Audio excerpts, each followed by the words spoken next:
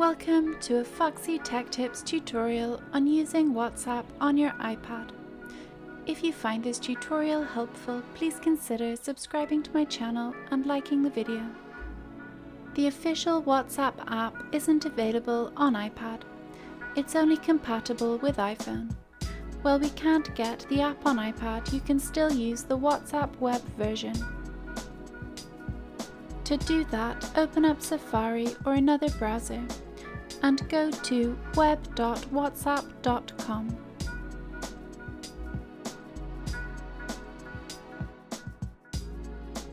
You will be instructed to open WhatsApp on your phone.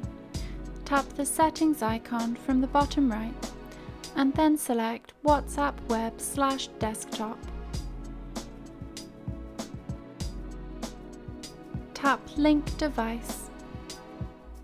The QR reader on your phone will open. Point it at the QR code on your iPad browser.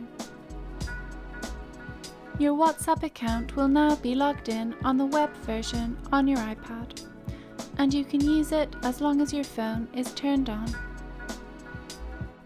And that draws an end to this tutorial.